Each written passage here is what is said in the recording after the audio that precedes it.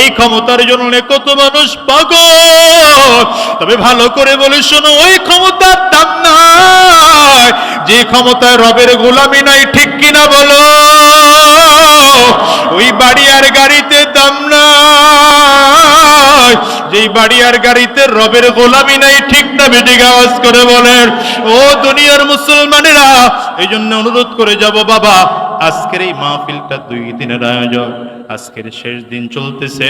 হযরত কুয়াকাটার হুজুর অত্যন্ত প্রিয় মানুষ, আপনাদের এলাকায় আসছে।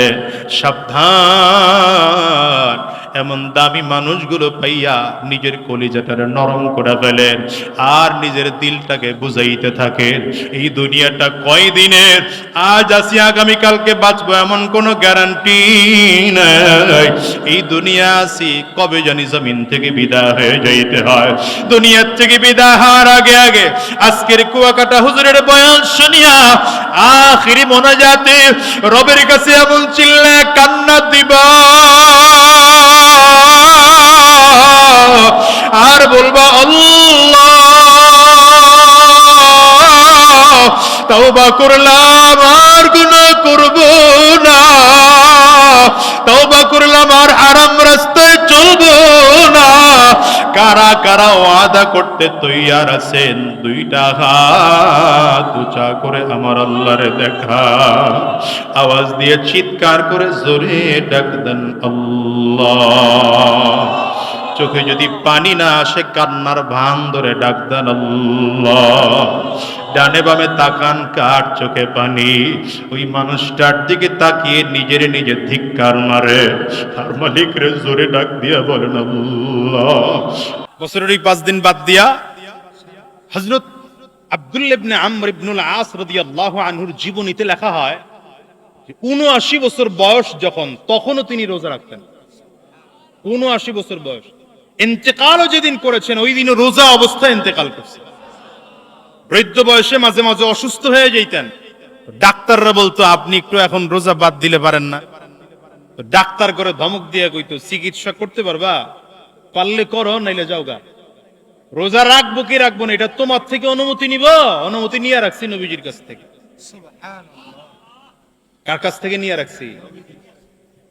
हकीकत से तो दुनिया बेखबर है, हकीकत से तो दुनिया बेखबर है, दुनिया की नुमाइश पर नजर है, हकीकत से तो दुनिया बेखबर है, दुनिया की नुमाइश पर नजर है। আমরা তো দুনিয়ার এই চাকচিক্য রং তামাশার মধ্যে পড়ে আছি। আমাদের কাছে মনে হয় মেম্বার আছি তো চেয়ারম্যান হব, চেয়ারম্যান আছি তো এমপি হব, এমপি আছি তো মন্ত্রী হব। ক্ষমতা নিয়ে ব্যস্ত হয়ে পড়ছি। কথা হয়, টাকার মালিক আছি তো বাড়ির মালিক আছি, একটা বাড়ির মালিক তো আর একটা হব। সাহাবায়ে কেরামদের অবস্থা ছিল, আমল একটা রোজা রাখলাম, আগামীকাল কেমন করে আরেকটা রোজা বাড়ানো যায়। আজকে রাতে 2 রাকাত নামাজ পড়েছি, আগামীকাল কেমন করে নামাজ বাড়ানো যায়। এজন্য আমি মাঝে মাঝে মাঝে মাঝে বলি, আমার চেয়ারম্যানই দিয়ে আমার আমল নষ্ট হইছে। ওই চেয়ারম্যানই চাই না যেটা দিয়ে আমল নষ্ট হয়। এটা আপনাকে বুঝাইতে পারবো না, আপনাকে বুঝাইতে পারবো। যদি এখানে বসে কান্না করেও বলি আপনারা বুঝবেন না। যারা আবার ওই টাইপের দিলওয়ালা এরা বুঝে। এটা যেন আমার কাছে এখন তিক্ততার কারণ হয়ে দাঁড়াইছে। এটা যেন রবের কাছে ধরা খাওয়ার একটা মাধ্যম হয়ে দাঁড়াইছে। মনে হয় যেন রব বুঝিয়ে আসামির কাঠ গড়ায় দাঁড় করায় দিল। রবের কাছে বুঝি এজন্য আসামির কাঠ গড়ায় দাঁড়াইতো, একটা ভয় ভিতরে ঢুকে গেছে।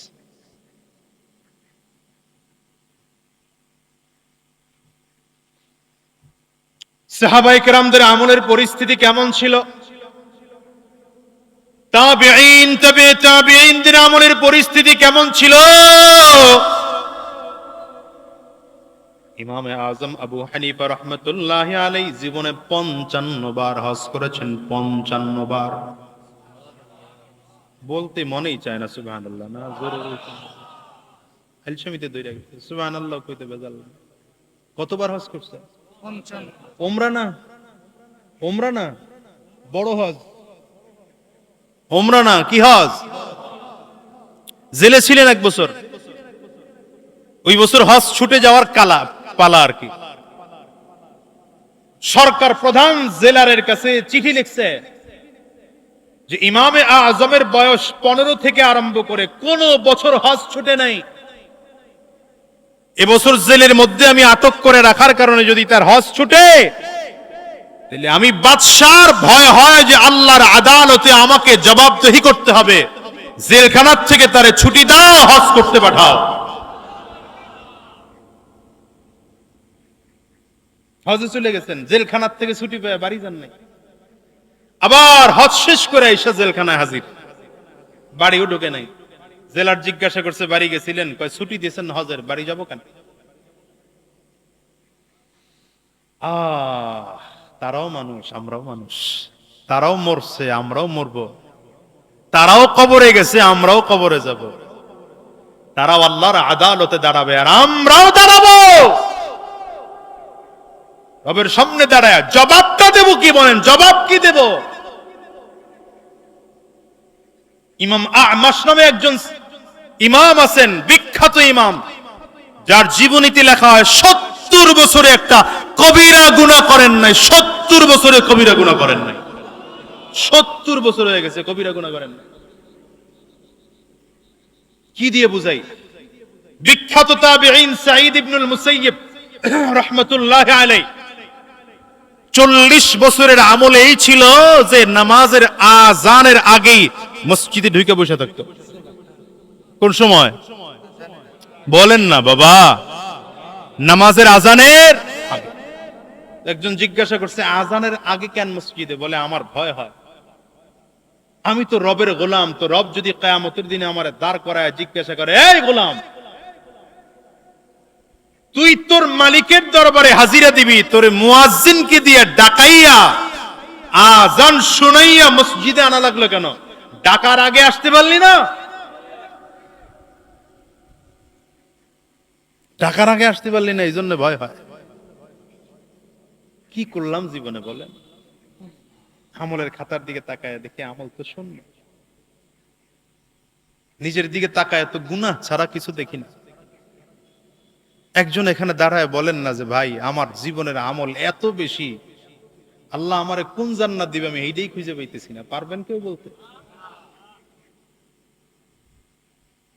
বরঞ্চ নিজের গুনাহের দিকে তাকাইলে তো এমন ভয় হয় যে রব আমার জন্য কত বড় শাস্তি রাখছেন, আল্লাহই ভালো জানে। এজন্য নবী বলেন, হাসিবু ক্বাবলা আন তুহাসাবু, মুতু ক্বাবলা আন তামুত। নবী বলেন, মরণের আগে একবার নিজে মরণের কল্পনা কলিজার মধ্যে ঢুকাও। রবের সামনে দাঁড়াইয়া হাজিরা দিবা, রবের সামনে দাঁড়ায় নিজের জীবনের হিসাব দিবা। দেওয়ার আগে আগে নিজের হিসাব নিজে লইয়া লাও।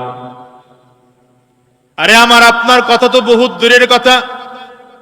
আমিরুল মুমিনিন, খলিফাতুল মুসলিমিন হযরত ওমর ফারুক রাদিয়াল্লাহু আনহুর অবস্থা কেমনে বলি আপনাদেরকে শুনেন।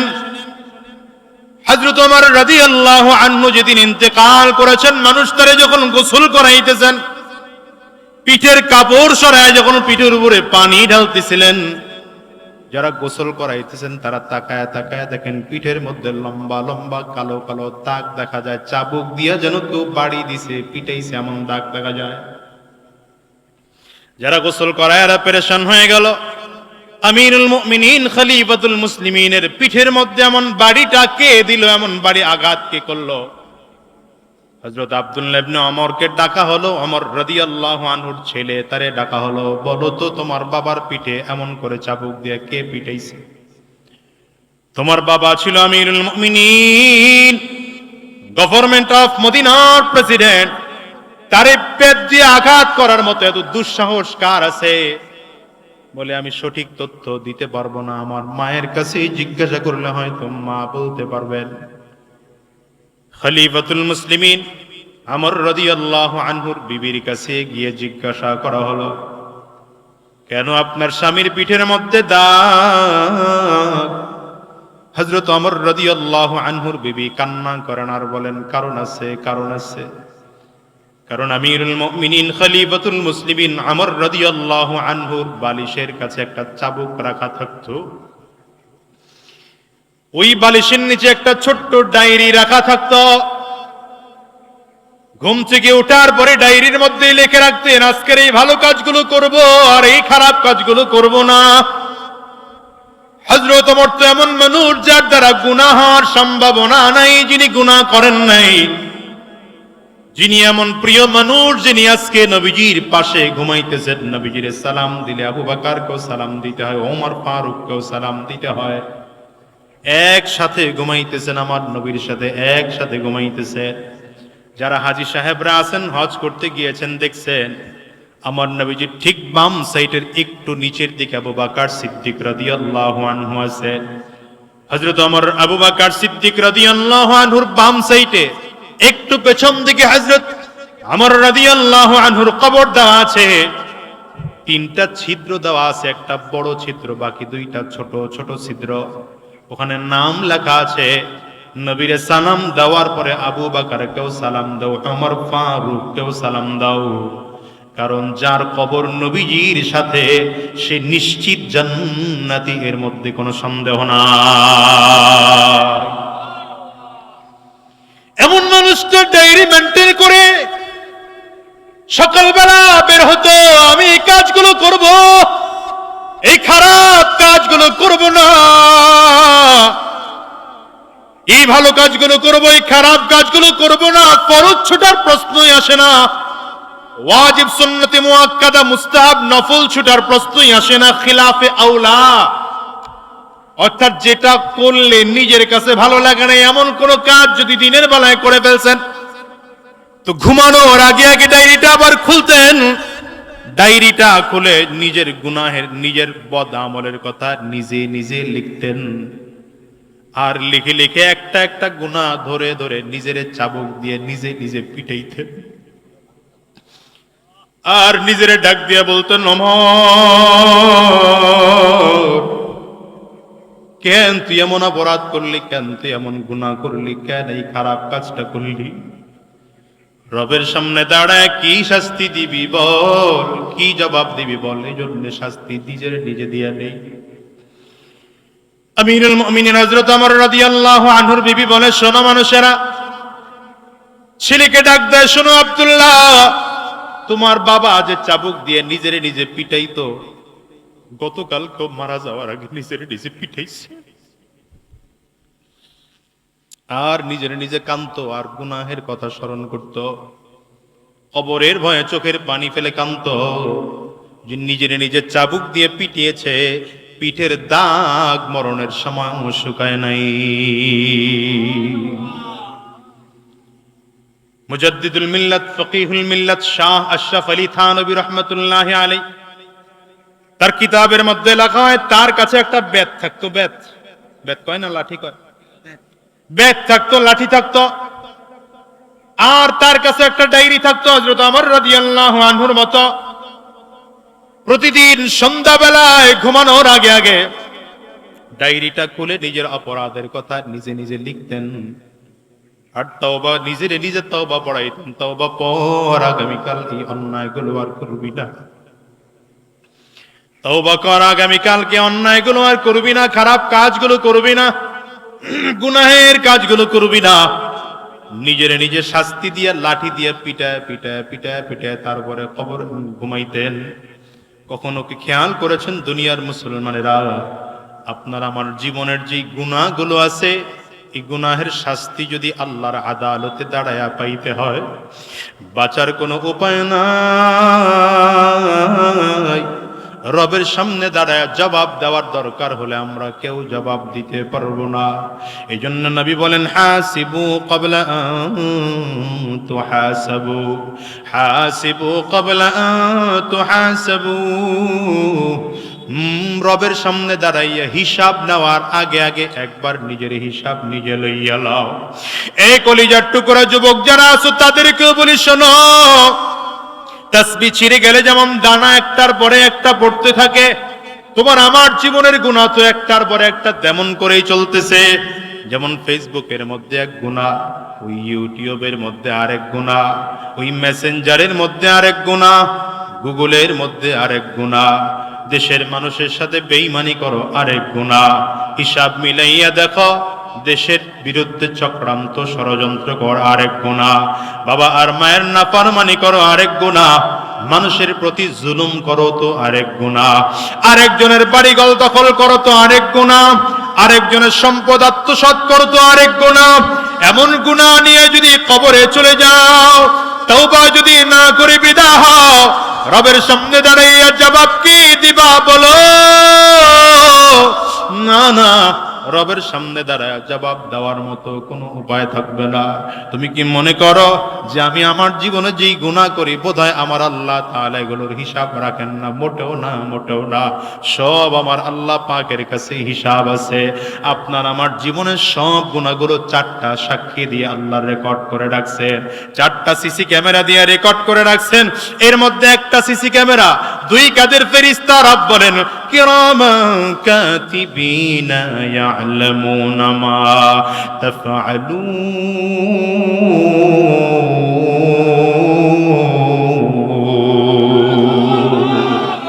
2 কাদের ফেরেশতা আছে, একদল 2 দল।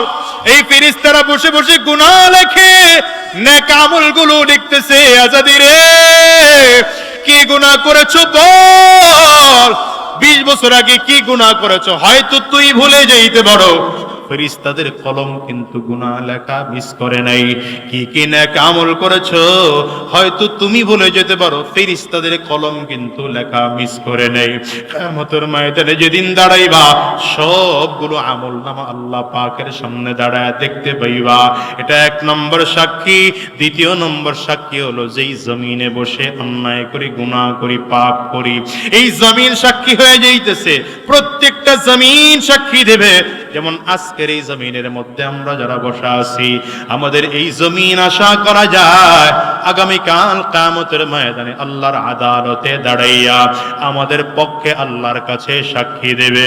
আবার যারা এই মাহফিল থেকে বর্জন করে গুনাহের আড্ডার মধ্যে ডুবে আছো, গুনাহের পরিবেশের মধ্যে ডুবে আছো, নাচ গান আর ড্যান্সের মধ্যে লিপ্ত আছো, গুনাহের মধ্যে তোমরা পড়ে আছো, কিয়ামতের ময়দানে তোমার এই জমিনও আল্লাহর সামনে দাঁড়ায় সাক্ষী দেবে। এটা 2 নম্বর সাক্ষী। 3 নম্বর সাক্ষী, যেই সময় অন্যায় করি, গুনাহ করি, ভালো আমল করি, এই সময়টাও আল্লাহর আদালতে দাঁড়ায় দাঁড়ায় দাঁড়ায় সাক্ষী দেবে। এই সাক্ষী দেওয়ার পর শুধু তাই নয়, 4 নম্বর সাক্ষী আপনার আমার অঙ্গ প্রত্যঙ্গের সাক্ষী। আপনি আমি জীবনে কি অন্যায় করেছি, হাত কিয়ামতের ময়দানে আল্লাহর আদালতে দাঁড়ায় সাক্ষী দিবে, পা কিয়ামতের ময়দানে আল্লাহর আদালতে দাঁড়াইয়া সাক্ষী দিবে, এই চোখ আল্লাহর আদালতে দাঁড়াইয়া আপনার আমার গুনাহের সাক্ষী দেওয়া শুরু করবে, ব্রেন আল্লাহর আদালতে দাঁড়িয়ে দাঁড়িয়ে আপনার আমার বিরুদ্ধে সাক্ষী দেওয়া শুরু করবে। পেটের মধ্যে কত হারাম ঢুকাইলা, এই পেট কিয়ামতের ময়দানে সাক্ষী দেওয়া শুরু করবে। গলা দিয়ে কত হারাম খানা ঢুকাইলা, যারা গুনাহ করো। এজন্য আশরাফ আলী থানভী রাহমাতুল্লাহি আলাইহি লেখেন, যদি গুনাহ করতে মনে চায় আল্লাহ পাকের এই 4টা সাক্ষীরে ফাঁকি দিয়ে পারলে গুনাহ কইরো। পারলে তুমি জমিন থেকে কোথাও দূরে সরে গিয়ে গুনাহ কইরো, যেখানে জমিন নাই। যদি পারো তাইলে সময়কে ফাঁকি দিয়া পারলে গুনাহ কইরো। যদি পারো তাইলে কিরামান কাতিবিন, 2 কাদের ফেরেশতাদেরকে ফাঁকি দিয়ে পারলে গুনাহ কইরো। যদি পারো তাইলে নিজের অঙ্গ প্রত্যঙ্গকে বাদ দিয়ে পারলে গুনাহ কইরো। বলেন তো এমন গুনাহ করা সম্ভব নাকি? আওয়াজ করে চিল্লায় বলেন, এমন গুনাহ করা সম্ভব নাকি? আওয়াজ দিয়ে বলেন। যদি এমন গুনাহ করা সম্ভব না হয় তাইলে বোঝা গেল আপনার আমার জীবনের সব গুনাহ আমল নামায় লিপিবদ্ধ হয়ে যাইতেছে। এই জন্য কিয়ামতের ময়দানে আল্লাহর আদালতে মানুষগুলো যখন দাঁড়াবে, কারো আমল নামা ডান হাতের মধ্যে চলে আসবে। আমল নামা ডান হাতে আসলে তো তার কপাল অনেক ভালো, তার মধ্যে 6 জন নবীর গুণ চলে আসবে। হযরত আদম আলাইহিস সালাতু ওয়াস সালামের মতো মানুষটা লম্বা হয়ে যাবে, হযরত ইউসুফ আলাইহিস সালাতু ওয়াস সালামের মতো সুন্দর হয়ে যাবে, হযরত দাউদ আলাইহিস সালাতু ওয়াস সালামের মতো জান্নাতি মানুষের কণ্ঠ হবে, হযরত ঈসা আলাইহিস সালাতু ওয়াস সালামের মতো কণ্ঠের গঠন হবে, দেহের গঠন হবে, হযরত নূহ আলাইহিস সালাতু ওয়াস সালামের, মুসা আলাইহিস সালামের মতো শক্তিশালী হবে, আর আখিরি নবী মুহাম্মদুর রাসূলুল্লাহ সাল্লাল্লাহু আলাইহি ওয়াসাল্লামের মতো লোকটার চরিত্র হয়ে যাবে। কিন্তু কোন গুনাহগারের আমলনামা যদি মিজানের পাল্লায় ওজন করা হয়, মিজানের পাল্লায় আমলনামা উড়াইয়া দেওয়া হবে। মানুষগুলো তাকিয়ে তাকিয়ে দেখবে আমলনামা উঠতেছে, সবাই তাকিয়ে দেখবে এটা গুনাহগারের আমল, কার আমল কেউ জানে না। আমলনামা উড়া দেওয়া হয়, আমলনামা আসতেছে, প্রত্যেকটা মানুষ বাম হাতটাকে কেউ বুকের সাথে চাপ দিয়া রাখছে, আবার কেউ তো আমলনামার ভয়ে পিছন দিকে হাত নিয়ে রাখছে। আল্লাহ তাআলার ফেরেশতাদেরকে আল্লাহ ডাক দিয়ে বলবেন, এই বান্দার হাতটাকে বুকের জায়গা থেকে ধাক্কা মার। এত জোরে ধাক্কা মারবে কলিজার সমস্ত হাড্ডিগুলো ভেঙে চুরমার হইয়া হাত পেছনের রাস্তা দিয়ে বের হবে। পিছনের জায়গা দিয়ে বের হয়ে গেলে এইবার আল্লাহর ফেরেশতাদেরকে আল্লাহ তাআলা বলবেন, আমলনামাটা বাম হাতে লাগা দাও। আমলনামা বাম হাতে লাগা দেওয়া হবে।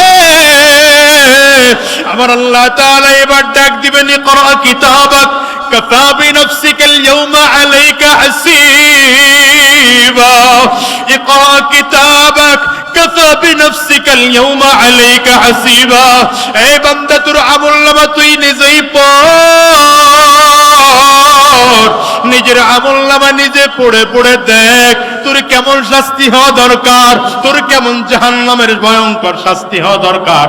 বান্দা যখন আমলনামা পিছন দিকে, চোখ দুইটা সামনের দিকে, আল্লাহর ফেরেশতারা ডেকে বলবেন, মালিক এই বান্দার আমলনামা তো পিছন দিকে দিয়ে দিলা, আর তার চক্ষু দুইটা সামনে দিলা, কেমন করে তার কিতাব সে পড়বে, কেমন করে সে তার আমলনামা পড়বে?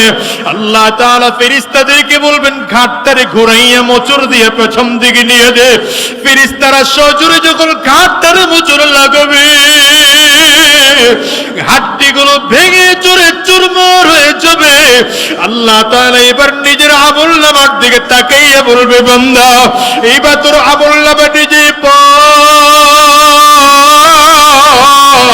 বান্দা নিজের আমলনামা পড়বে আর আফসোস করে করে ডাক দিবে, মা আগনা আন্নি মালিয়া হালাকা আন্নি সুলতানিয়া লা ইউগাদিরু সগীরাতান ওয়ালা কাবীরা ওয়ালা কাবীরাতান ইল্লা আহসাহা ওয়া ওয়াজাদু মা আমিলু হাদিরা।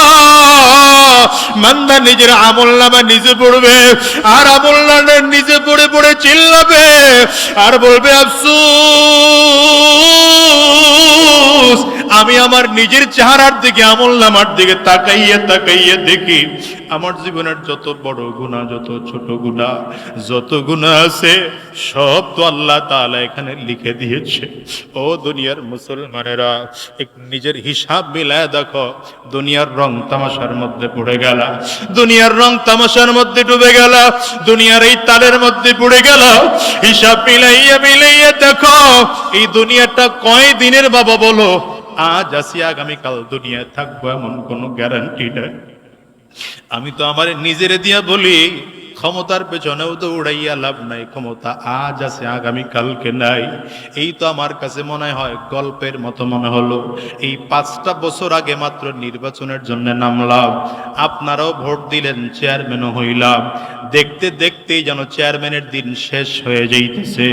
এই তো আগামী জুনের 21 তারিখে চেয়ারম্যানের মেয়াদ শেষ। জানি না এরপরে সরকার রাখবে কিনা, জানি না আল্লাহ তাআলা হায়াতে রাখবেন কিনা। এই তো মাত্র 5টা বছরের ক্ষমতা। এই ক্ষমতার জন্য কত মানুষ পাগল।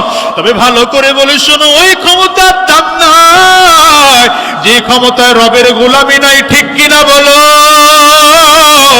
ওই বাড়ি আর গাড়িতে দাম নাই যেই বাড়ি আর গাড়িতে রবের গোলামি নাই। ঠিক না বেঠিক? আওয়াজ করে বলেন ও দুনিয়ার মুসলমানেরা। এই জন্য অনুরোধ করে যাব বাবা, আজকের এই মাহফিলটা 2 দিনের আয়োজন। আজকের শেষ দিন চলতেছে। হযরত কুয়াকাটার হুজুর অত্যন্ত প্রিয় মানুষ, আপনাদের এলাকায় আসছে। সাবধান, এমন দামি মানুষগুলো পাইয়া নিজের কলিজাটারে নরম করে ফেলেন আর নিজের দিলটাকে বুঝাইতে থাকেন এই দুনিয়াটা কয়দিনের। আজ আসি আগামীকালকে বাঁচবো এমন কোনো গ্যারান্টি নাই। এই দুনিয়া আসি কবে জানি জমিন থেকে বিদায় হয়ে যাইতে হয়। দুনিয়ার থেকে বিদায় হওয়ার আগে আগে আজকের কুয়াকাটা হুজুরের বয়ান শুনিয়া আখিরি মোনাজাতে রবের কাছে এমন চিল্লায় কান্না দিবা আর বলবা, আল্লাহ তওবা করলাম আর গুনাহ করব না, তওবা করলাম আর হারাম রাস্তায় চলব না। কারা কারা ওয়াদা করতে তৈয়ার আছেন? 2টা হাত উঁচা করে আমার আল্লাহরে দেখা, আওয়াজ দিয়ে চিৎকার করে জোরে ডাক দেন আল্লাহ। চোখে যদি পানি না আসে কান্নার ভান ধরে ডাক দেন আল্লাহ। ডানে বামে তাকান, কার চোখে পানি? ওই মানুষটার দিকে তাকিয়ে নিজের নিজে ধিক্কার মারে আর মালিক রে জোরে ডাক দিয়া বলেন আল্লাহ, আল্লাহ আমাদের জিন্দেগির গুনাহ মাফ করে দাও, তোমার পাক্কা সাচ্চা গোলাম বলে কবুল করে নাও। আজকের এই মাহফিল কবুল করে নাও। এলাকার যুবকরা মেহনত করেছেন, তাদেরকেও কবুল করে নাও। আমার কলিজার টুকরা যে সকল মানুষরা এখানে আসছেন সবাইকে তুমি কবুল করে নাও। আওয়াজ দিয়ে বলেন আমিন। আরো জোরে চিল্লায়া বলেন আল্লাহুম্মা আমিন।